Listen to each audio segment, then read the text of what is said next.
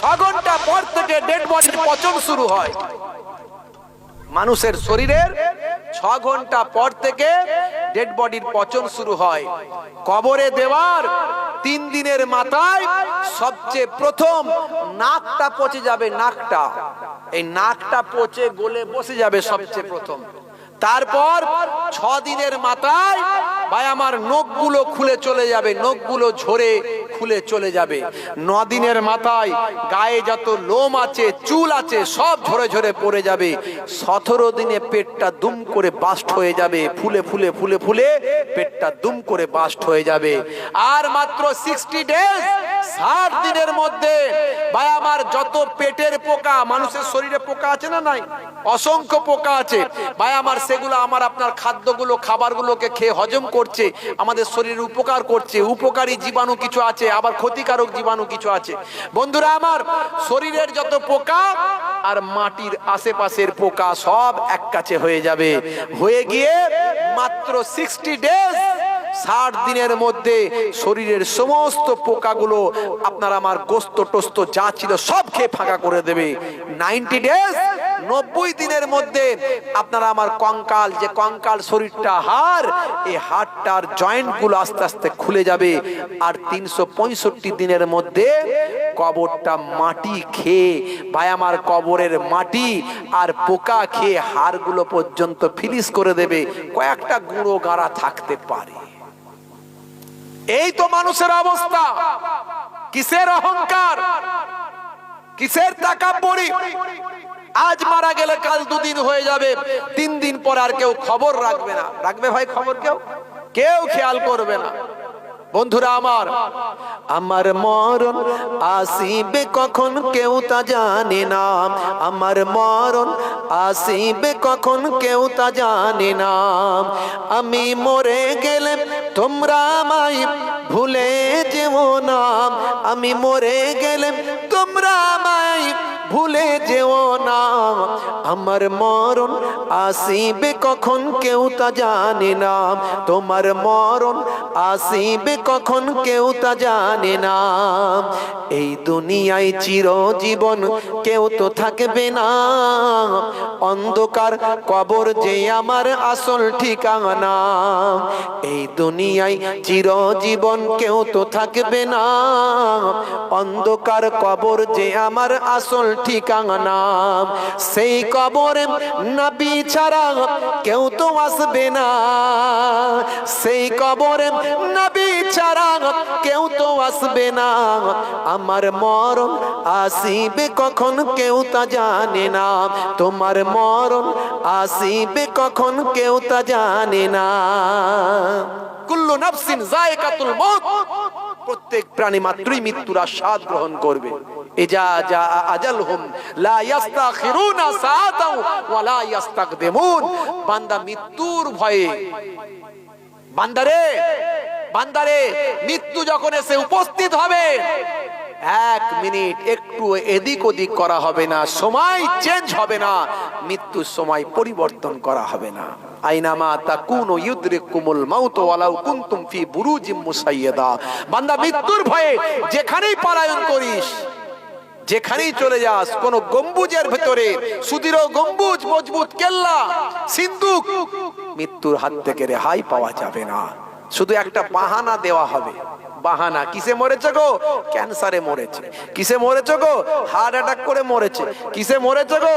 ওগো জানো না, আর বলো না, জ্বর সর্দি হয়ে একদম শ্বাস প্রশ্বাস বন্ধ হয়ে মরেছে। কিসে মরেছে গো? অ্যাক্সিডেন্ট হয়ে মরেছে। একটা বাহানা দেওয়া হবে যাতে করে কেউ ফারিস্তাকে গালাগালি করার সুযোগ পাবে না। হে তরুণ যুবকেরা, কবর হলো আখিরাতের মঞ্জিল সমূহের মধ্যে প্রথম মঞ্জিল। কবরের পর্দা হলো আসল পর্দা। দুনিয়া আখিরাতের মধ্যে প্রথম পর্দা হলো কবরের পর্দা। হে তরুণ যুবকেরা, হে আমার মুরব্বিয়ানেরা, শুনে রেখে দিন বাবা, জেনে রেখে দিন বাবা, এই কবরকে ভয় করুন বাবা। হযরতে ওসমান জিন্নুরাইন কবরের ধারে গেলেন, অনেক অনেক কাঁদতেন, এত কান্না কাঁদতেন, এত কান্না কাঁদতেন, হুজুরের দাড়ি বেয়ে গাল বেয়ে দাড়ি বেয়ে টপ টপ করে পানিটা জমিনে পড়ে যেত।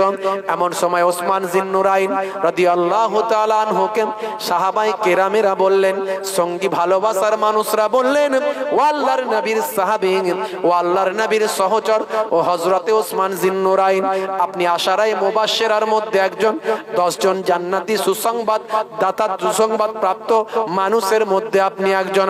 আমার নবী, দয়ার নবী আপনাকে জান্নাতি বলে ঘোষণা করেছেন, অথচ আপনি অন্যান্য ওয়াজের সময়, অন্যান্য বয়ানের সময় এত কাঁদেন না, অন্যান্য আলোচনার সময় এত কাঁদেন না, যতটা কবর দেখে আপনি কাঁদেন। হে তরুণ যুবকেরা, হে আমার বন্ধুরা, হযরতে ওসমান জিন্নুরাইন বললেন, রাসূলের মুখে আমি শুনেছি, দয়ার নবীর মুখে আমি শুনেছি, কবর হলো আখিরাতের মঞ্জিল সমূহের মধ্যে প্রথম মঞ্জিল। যে কবরে নাজাত পাবে সে আখিরাতের সমস্ত মঞ্জিলগুলোতে নাজাত পেয়ে যাবে। আর যে কবরে আটকে যাবে আখিরাতের সমস্ত মঞ্জিলে সে আটকে যাবে। তাই কবর দেখলে আমি ওসমান আমার বড় ভয় হয়। এই জন্য কবর জিয়ারত করবেন। রাসূল বলেছেন, জুরু কবুরা ফাইন্না তুযাক্কিরুল মাউতা, তোমরা আল্লাহর মুমিন মুমিনাদের কবরগুলো জিয়ারত করো, তোমাদের মরণের কথা স্মরণে আসবে। কবরগুলো জিয়ারত করে ভাববেন, এই কবরে আমাকে যেতে হবে, এই কবরে আমাকে ঢুকতে হবে। জেনাখোর আর জেনা করতে গেলে চিন্তা করবে, আরে আমি জেনা ব্যভিচার করতে যাচ্ছি, আমি পতিতালয়ে যাচ্ছি, আমি মদটা মুখে ঠাকাচ্ছি। মুসলমানের ছেলে সুদের কারবার করে, রাগ করবেন না বাপ, এখন ঘরে ঘরে সুদ ঢুকে গেছে, কথা ঠিক না ভুল? একেবারে আমার আপনার ঘরের মায়েরা পর্যন্ত সুদের ব্যবসা করছে। 5 বছরে ডবল, 10 বছরে 3 ডবল সুদের কারবার মা বোনেদের কাছে পর্যন্ত ঢুকিয়ে দিয়েছে।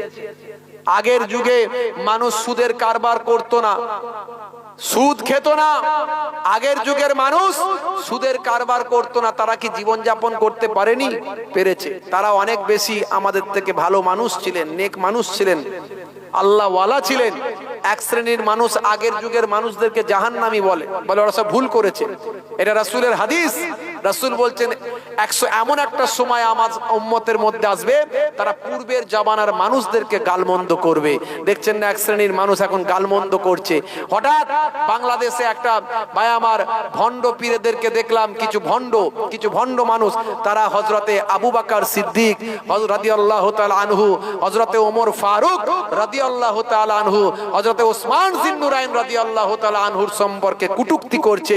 বলছে ইনারা সব অবৈধ শাসক ছিলেন, অবৈধ খলিফা ছিলেন, এনারা সব অবৈধ মানুষ ছিলেন, এনারা সব জালিয়াতি করেছেন। বলুন না নাউজুবিল্লাহ মিন যালিক। এইসব কথা বলছে। বাংলাদেশের ভণ্ডগুলো কিছু বেরিয়েছে, আর আমার দেশে তো কিছু ভণ্ড এরকম বেরিয়েছে আখেরি জামানায়। বাবাজি আমার, তরুণ যুবকেরা আমার,